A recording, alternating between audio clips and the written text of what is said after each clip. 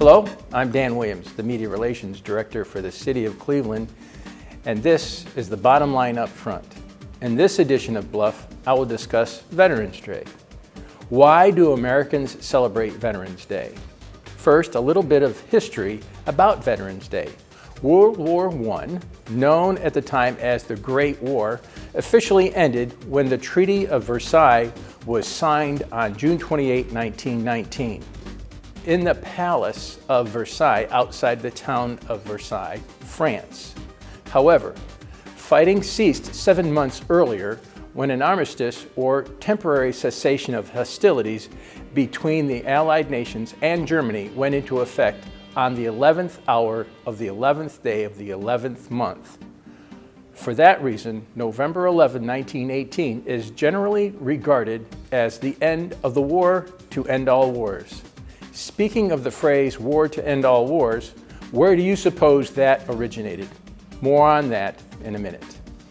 The original concept for the celebration was for a day observed with parades and public meetings and a brief suspension of business beginning at 11 a.m. The United States Congress officially recognized the end of World War I when it passed a concurrent resolution on June 4, 1926. President Woodrow Wilson proclaimed November 11, 1919 as the first commemoration of Armistice Day with the following words: "To us in America, the reflections of Armistice Day will be filled with solemn pride in the heroism of those who died in the country's service and with gratitude for the victory, both because of the thing from which it has freed us and because of the opportunity it has given America to show her sympathy with peace and justice in the councils of the nations." An act on May 13, 1938, made the 11th of November a legal holiday, a day to be dedicated to the cause of world peace and to be thereafter celebrated and known as Armistice Day. Armistice Day was primarily a day set aside to honor veterans of World War I, but in 1954, after World War II had required the greatest mobilization of soldiers, sailors, Marines, and airmen in the nation's history, after American forces had fought aggression in Korea, Congress, at the urging of the veteran service organizations, amended the Act of 1938 by striking out the word armistice and inserting in its place the word veteran. With the approval of this legislation, Public Law 380, on June 1, 1954, November 11th became a day to honor American veterans of all wars. Today, here in the city of Cleveland, we also celebrate Veterans Day with a parade, the second in as many years, starting at 9:30 a.m. in front of City Hall.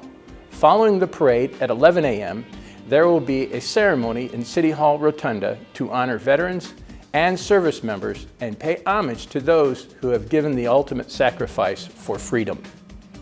The bottom line: November 11, 1918 is generally regarded as the end of the war to end all wars and is still today the day in which we honor veterans who have served in all wars.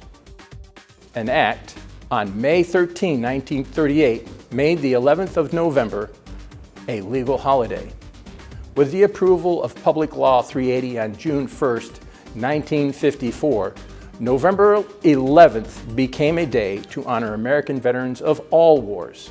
Congress, at the urging of veteran service organizations, amended the Act of 1938 by striking out the word armistice and inserting in its place the word veterans. To answer the early question about where the phrase war to end all wars came from, during August 1914, immediately after the outbreak of the war, British author and social commentator H.G. Wells published a number of articles in the London newspaper that subsequently appeared as a book entitled The War That Will End War. Wells blamed the Central Powers for the coming of the war and argued that only the defeat of German militarism could bring about an end to the war. Wells used the shorter form, the war to end war, in the fourth year, where he noted that the phrase had got into circulation in the second half of 1914. In fact, it had become one of the most common catchphrases of the war. Last, don't forget Veterans Day this year. It is on Wednesday, November 11th, and the city is celebrating with a parade starting at 9:30 in front of City Hall, and a program to honor our veterans will follow the parade in City Hall Rotunda at 11 a.m. I look forward to seeing you there. I'm Dan Williams, and this has been The Bottom Line Up Front.